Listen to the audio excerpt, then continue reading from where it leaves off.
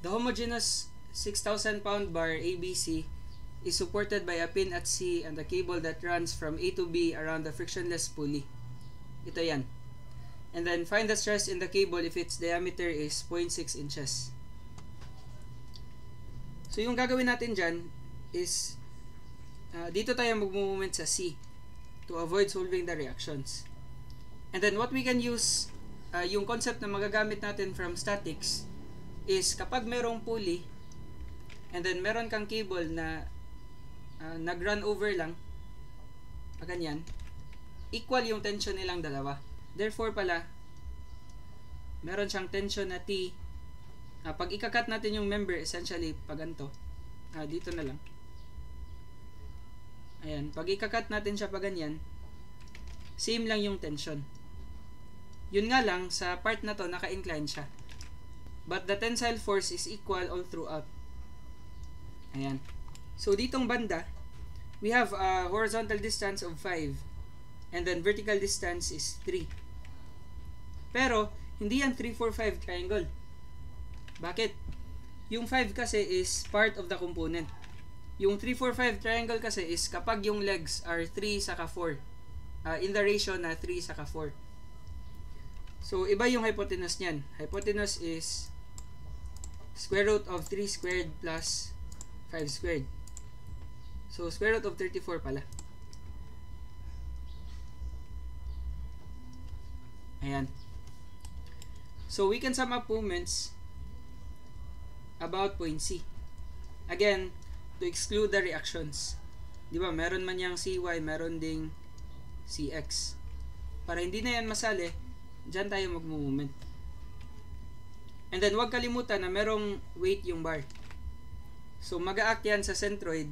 Naka-divide na yan, 5 feet saka 5 feet. So, dito lang mag-a-act yung 6,000 pounds. Ayan. So, ito, i-component muna natin yan. Meron siyang vertical component. Meron din horizontal component. Yung horizontal component niya, tatama lang sa point C. So, hindi na siya kasali.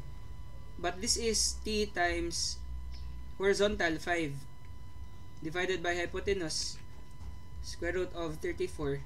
And then, ito naman, this is T times vertical component 3 divided by hypotenuse square root of 34. So, itong force na to, magkukause siya ng clockwise rotation about C. So, T times 3 over square root of 34. Then, our moment arm is 10 feet. So, times 10. And then, plus T, this one, multiplied by 5. Then, minus 6,000 for the applied load, then multiplied by 5 equals 0. Now again ha, kahit inches yan and then naka-fit yung moment arms natin, hindi yan magmamatter since yung lahat ng units na naka-fit magka-cancel lang kasi para dyan since naka-fit naman lahat. You can multiply by 1 over feet para mag-cancel lahat. So yung unit ng T is just equal to the unit of force na ginamit mo. So, naka-pounds yan.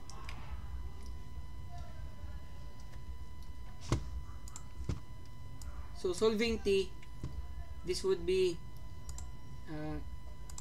6,000 times 5 then divided by 5 plus 3 over square root of 34 multiplied by 10. So, 2957.13 pala.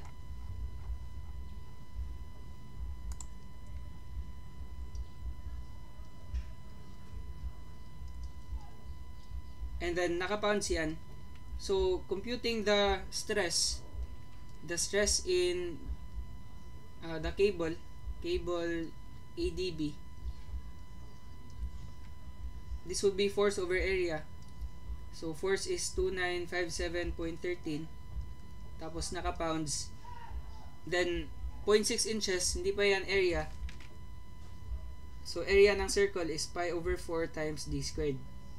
So, 0.6 inches tapos naka-square. So, answer divided by pi over 4 times 0.6 squared. Wait lang.